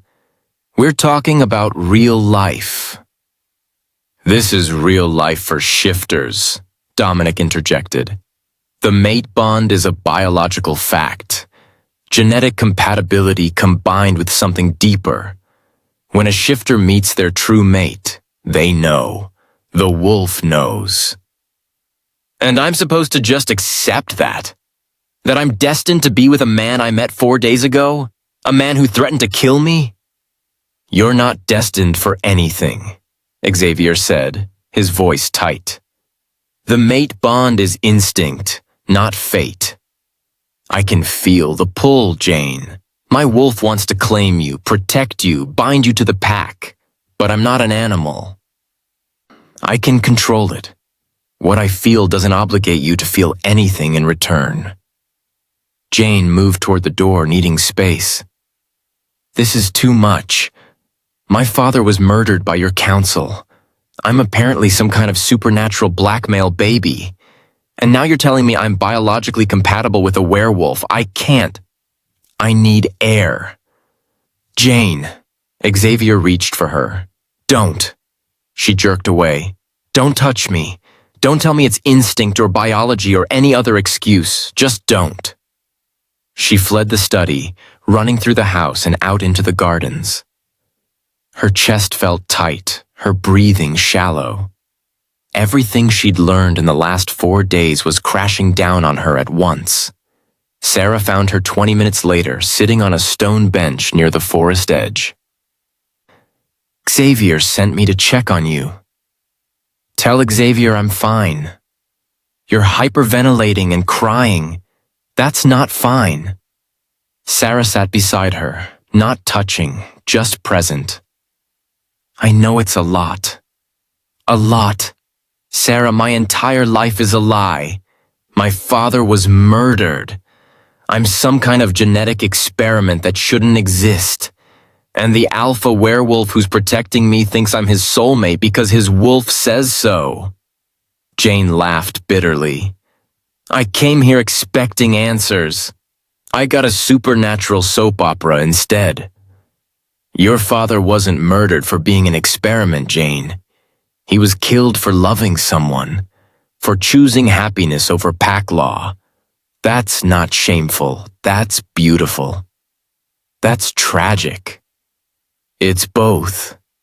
Sarah was quiet for a moment. I wasn't born into the Carr pack. I was orphaned when I was 12. Rogue wolves attacked my family, killed my parents. Xavier found me, took me in, gave me a home when I had nothing.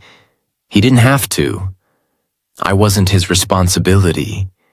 But he saw a child who needed protection, and he gave it. Jane looked at her. Why are you telling me this? Because I need you to understand that Xavier isn't the monster you think he is. He's ruthless, yes. He's dangerous. He's killed people who threatened the pack, but he's also saved more lives than you can count.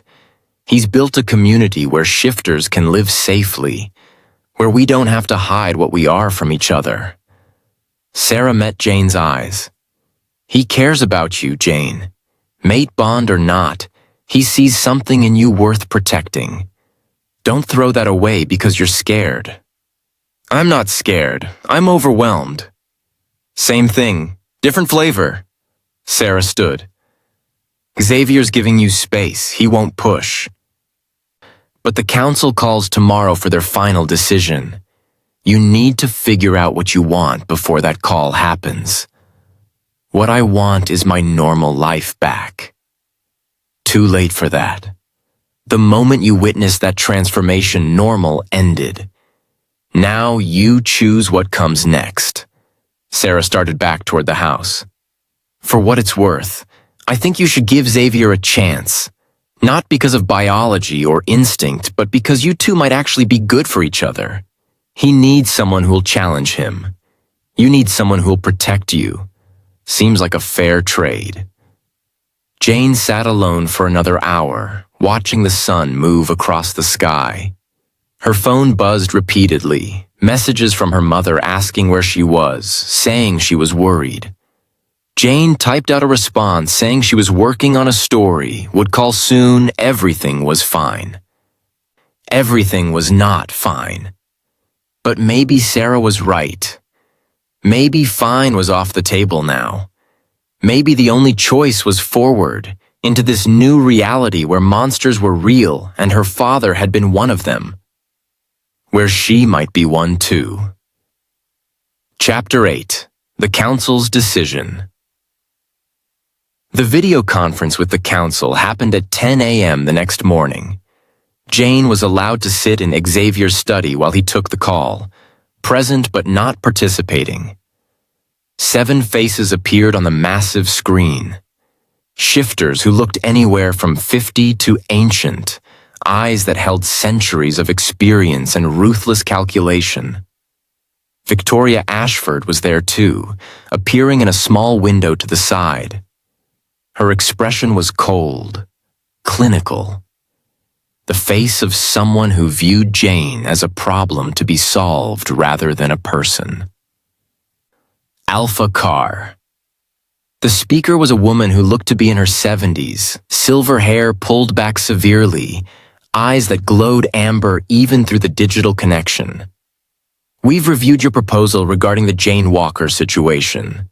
The council has reached a decision. Xavier's posture was relaxed, but Jane could sense the tension coiling beneath his controlled exterior. I'm listening, Counselor Ashford. So Victoria was related to someone on the council. That explained her authority. The council recognizes that Ms. Walker's genetic heritage complicates the usual protocols. We also acknowledge that your containment strategy has been effective thus far. The footage remains secure, and the witness has been cooperative. The counselor's gaze shifted to Jane. Ms. Walker, please stand. Jane rose slowly, feeling like she was facing a tribunal. 7 sets of ancient eyes assessed her with predatory intensity. You are the daughter of David Walker, who violated pack law and paid the price. You carried dormant shifter genetics, and you have witnessed transformations that should have resulted in your immediate termination. The counselor's voice was emotionless. Under normal circumstances, you would already be dead. Alpha Carr has argued for an alternative solution. We are prepared to accept that solution with conditions. What conditions? Xavier asked. First, the footage must be destroyed. Not just deleted, but all traces eliminated. We will send our own technical experts to verify. Agreed, Jane said before Xavier could speak. I'll provide all passwords and access. Second, Ms. Walker will submit to genetic testing. We want comprehensive analysis of her dormant shifter genes. The research could prove valuable for understanding genetic inheritance patterns. Jane's jaw tightened. I'm not a lab rat. You are a genetic anomaly who possesses knowledge that threatens every shifter in North America, another council member said, an ancient man with a white beard. You'll accept testing or you'll accept termination. Choose. The testing will be non-invasive, Xavier interjected. Blood work, genetic sequencing, nothing more. I'll oversee the process personally to ensure Ms. Walker's safety and dignity. Fine, Jane said through gritted teeth. Third condition. Counselor Ashford leaned forward. Ms. Walker will be bound to the Carr pack, not as a full member, but under Alpha Carr's direct authority and protection. She will be his responsibility in all things. If she violates pack law, if she exposes our existence, if she becomes a threat in any way, Alpha Carr will be held accountable and punished accordingly. Xavier went very still. You're making her safety contingent on my reputation. We're making her survival contingent on your control of her. If you're so certain she can be trusted, Alpha Carr, then you won't object to tying your fate to hers. It was a trap, Jane realized. Political maneuvering that would either force Xavier to refuse, letting them kill her, or accept and put his own standing at risk. I accept, Xavier said without hesitation. Jane Walker is under my protection and authority as of this moment. Excellent. Then we move to the final condition. Counselor Ashford's smile was cold. Ms. Walker must be turned. She cannot remain dormant while possessing knowledge of our existence. She will be transformed within the next lunar cycle, or the previous conditions become void, and Victoria will complete her original assignment. The room went silent. Jane felt like she'd been punched. You're ordering me to become a werewolf or die? We're offering you the choice your father never gave you. To embrace what you are genetically meant to be, or to end the threat you represent permanently. The counselor's voice was implacable. You have 28 days until the next full moon. Alpha Carr will oversee your transformation. If you survive, you become part of the Carr pack and gain all the protections of pack membership. If you refuse, or if the transformation fails, Victoria handles the situation. This is barbaric, Xavier growled, and Jane heard the wolf in his voice.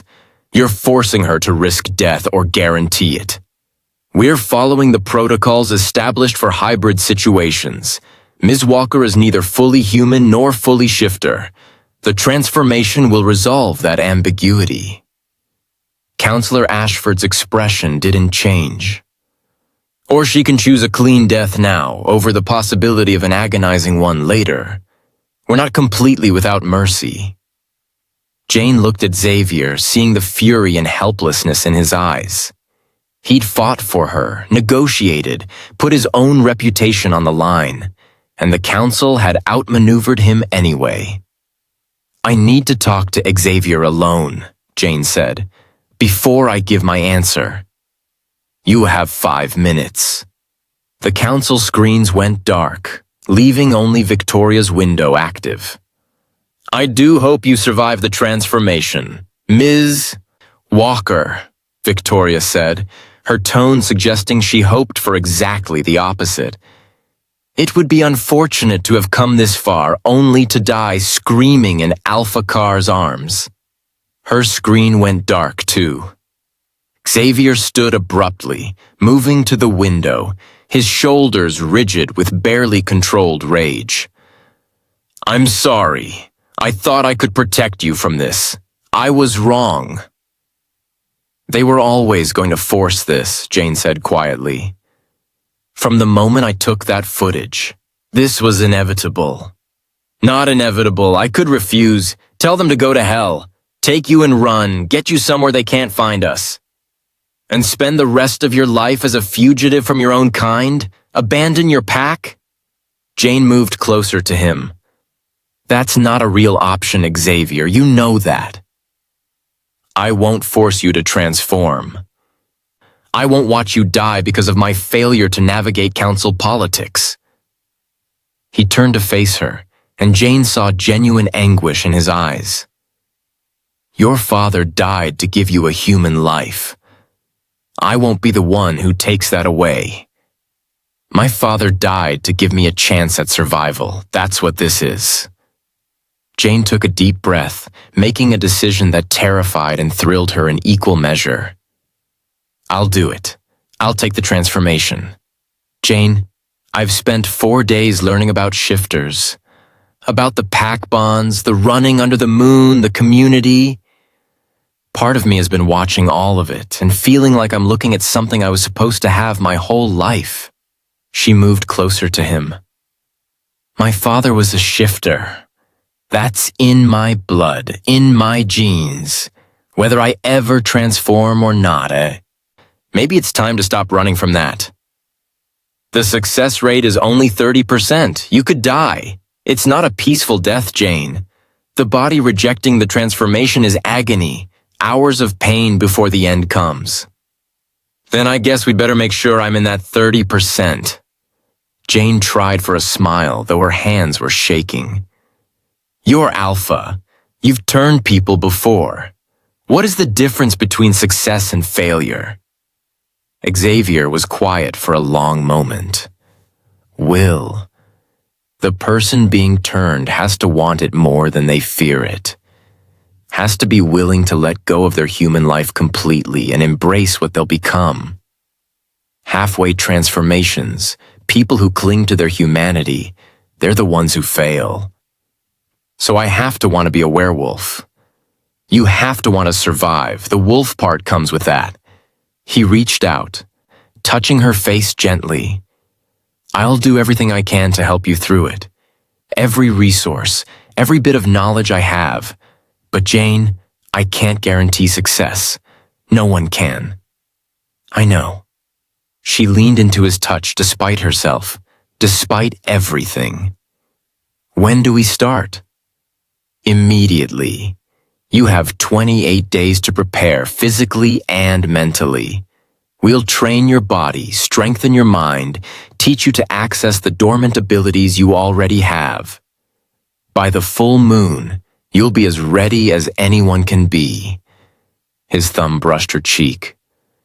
I won't lose you, Jane. I can't. The mate bond? She asked softly.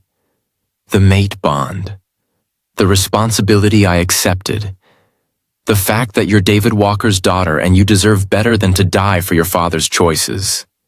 His eyes searched hers. And maybe because in 4 days, you've become important to me beyond duty or instinct. Before Jane could respond, the screens flickered back to life. 7 council members and Victoria, all watching with expressions ranging from curiosity to cold satisfaction. Your decision, Miss Walker, Councillor Ashford asked. Jane straightened, lifting her chin, channeling every ounce of her father's courage. I accept the transformation. 28 days from now, I'll either be a member of the Carr Pack or I'll be dead. Either way, this threat you're so worried about will be resolved. Bravely spoken. The councillor almost smiled. Alpha Carr, the council will send observers in 3 weeks to assess Ms. Walker's progress. Be certain she's ready. She'll be ready, Xavier said, his hand finding Jane's. And council, when Jane survives this and becomes Pack, I expect you to remember that she chose this path willingly. She earned her place through courage, not coercion. If she survives, Victoria said coldly, the transformation is in 28 days. I'll be there to witness her success or clean up her failure. Until then, Alpha Carr. The screens went dark. Jane and Xavier stood alone in his study, the weight of the council's decisions settling over them like a shroud. 28 days, Jane said, not much time. Enough time. We start today. Xavier pulled her toward the door. First, breakfast with enough protein to feed a small army. Then Chen will work on the genetic testing while Dominic takes you through physical training. After that, I teach you to access your dormant abilities. And tonight? Tonight we run with the pack. Time for you to see what you're choosing to become. They spent the day in brutal preparation. The genetic testing was exactly as invasive as Jane feared, needles and scanners and questions about every aspect of her family history. Chen was clinical but not unkind, explaining each test, why it mattered, what they were looking for. "Your genetic markers are strong," he said, studying results on his computer. "Stronger than we expected for a dormant carrier. That's good news. It means your body already has the framework for transformation.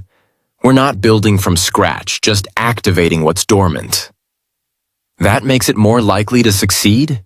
Jane asked hopefully. "It makes it slightly less likely to fail." "There's a difference." Chen looked at her seriously. "Jane, I'm going to be honest with you. The next 4 weeks are going to be hell. Physical training that pushes you to your limits. Mental preparation that forces you to confront every fear you have. And at the end, the transformation itself, which is the most painful experience you'll ever endure. Are you sure you want this?" "Does it matter? The alternative is Victoria putting a bullet in my head." "Actually, Victoria prefers knives, more personal." Chen's dry tone made Jane laugh despite herself. "But yes, it matters.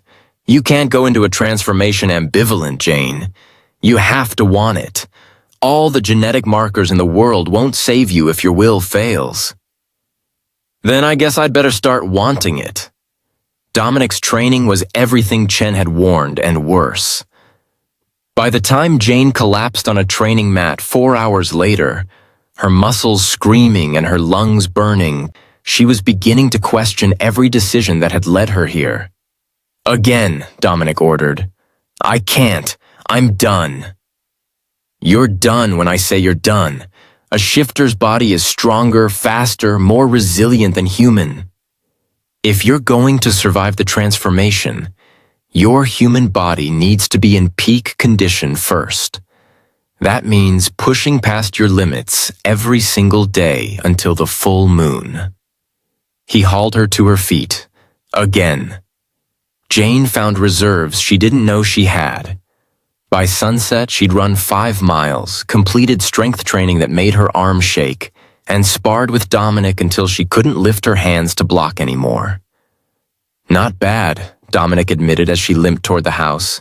"You've got endurance. That'll matter when the transformation starts." Dinner was the promised protein feast.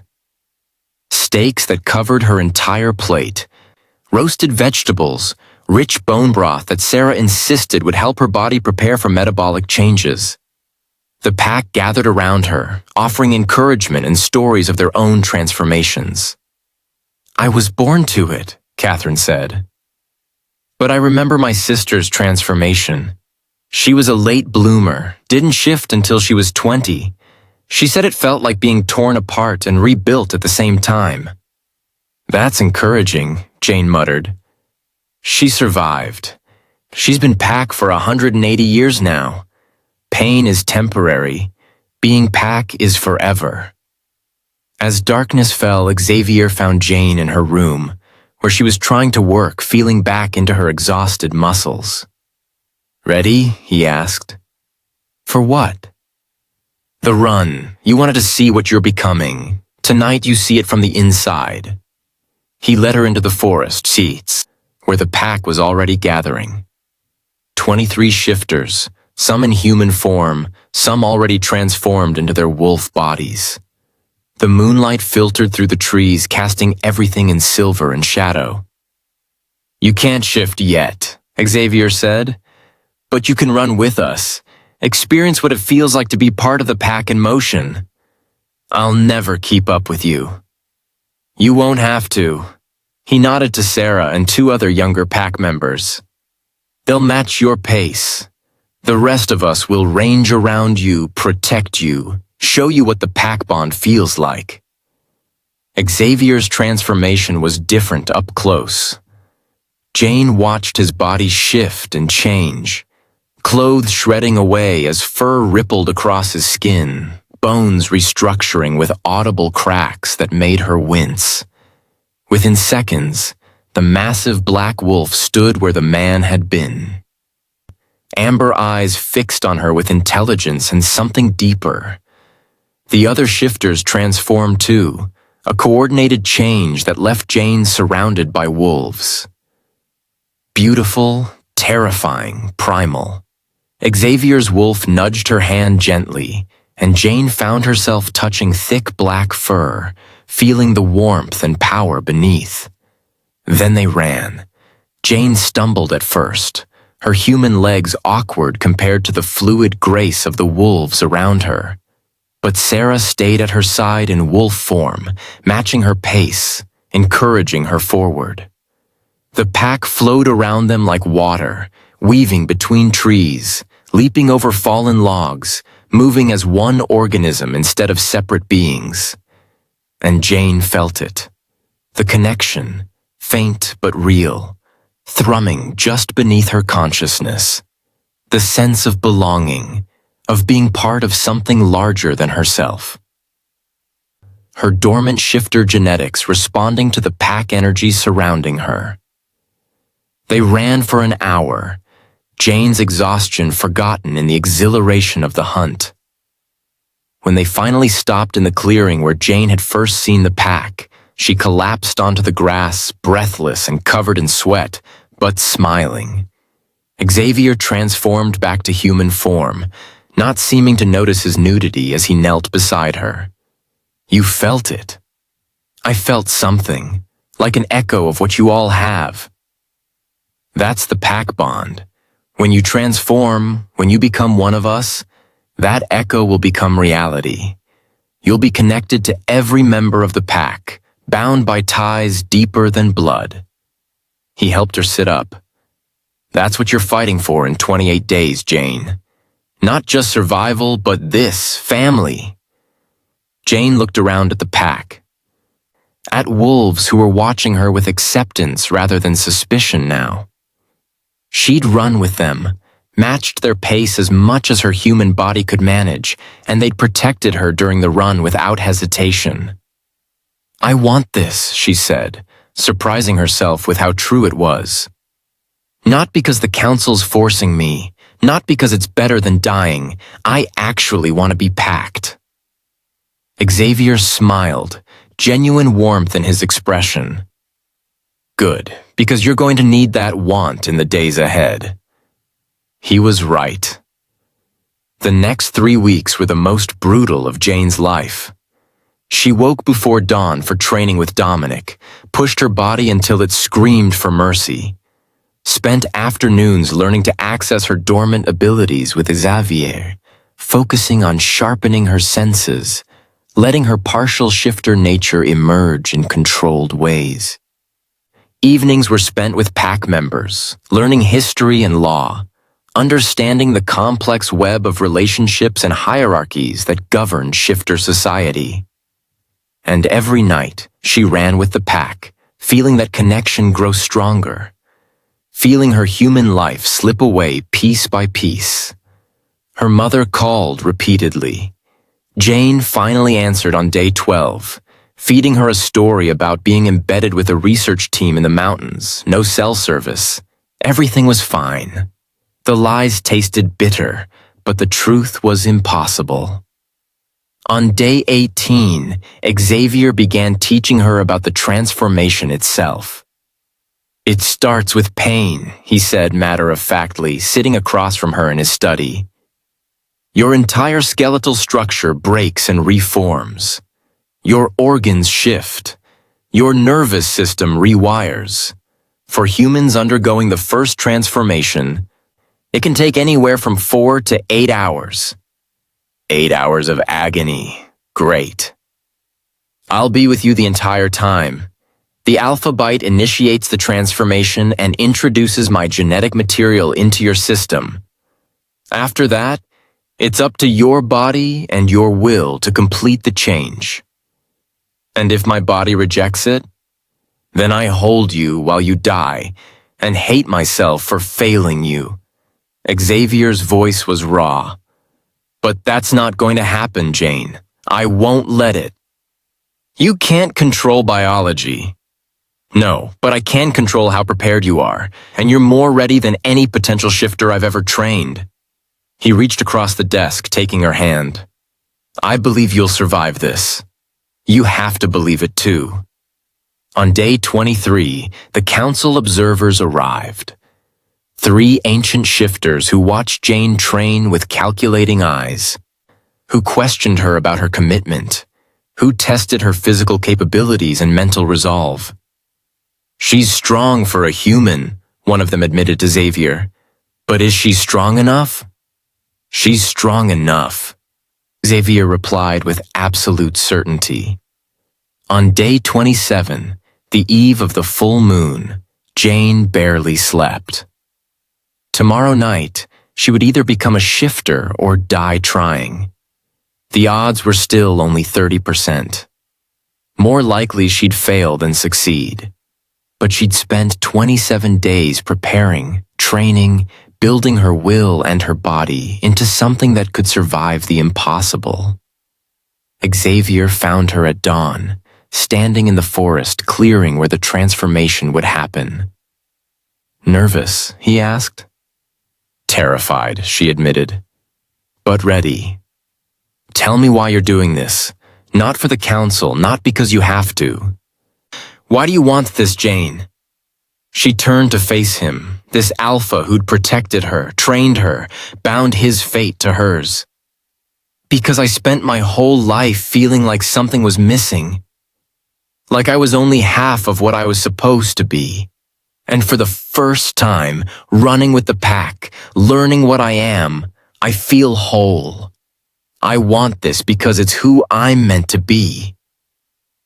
Xavier pulled her close, and Jane let herself lean into his strength.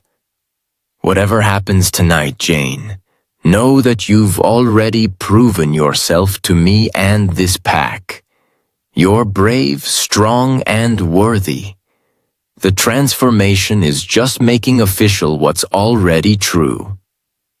And if I die, then I'll spend the rest of my very long life regretting that I couldn't save David Walker's daughter the way I should have. He pressed his forehead to hers. But you're not going to die. You're going to survive, and then we're going to figure out what comes next. Together. Jane allowed herself one moment of weakness, of fear and uncertainty. Then she straightened, channeling every ounce of courage her father had possessed. Let's do this. The full moon rose at 8:47 p.m. The pack gathered in the clearing, witnesses to what would either be Jane's rebirth or her death. Xavier stood at the center in human form, waiting. Jane approached him, wearing simple clothes that would be destroyed in the transformation. Her heart pounding, but her resolve steady. Last chance, Xavier said quietly. You can still walk away. I'll face the council's wrath, but you'll live. No, I'm done running from what I am. Jane met his amber eyes. Turn me, Xavier. Make me pack. Xavier's hands cupped her face gently. This is going to hurt more than anything you've ever experienced. When it starts, remember your training. Remember what you're fighting for. And Jane, remember that I'll be right here. He leaned down, and Jane felt his teeth graze her throat. Not a bite yet, just a promise of what was to come. I'm ready, she whispered. Xavier's teeth sank into her throat, breaking skin, introducing his venom into her bloodstream. The pain was immediate and devastating. Jane screamed, her body convulsing as Xavier's genetic material began rewriting her DNA at the cellular level. Fire burned through her veins. Her bones began to crack and reshape. Her senses exploded with overwhelming input. Xavier caught her as she fell, cradling her against his chest as the transformation took hold. I've got you, he murmured. I've got you. Stay with me, Jane. Stay focused. The pain intensified, waves of agony that made her want to beg for death. But through it all, Jane held on to one thought. I am David Walker's daughter. I am packed. I am meant for this. The transformation consumed her, breaking her down to nothing, preparing to rebuild her as something new. And in Xavier's arms, surrounded by a pack, Jane Walker began to die so that something stronger could be born. End of part 1. The transformation has begun. Will Jane survive to become the shifter she's meant to be? Or will the council's forced turning claim another victim? Find out in part 2, The Alpha's Secret. Subscribe to my channel and comment where you are watching from. Thank you for watching.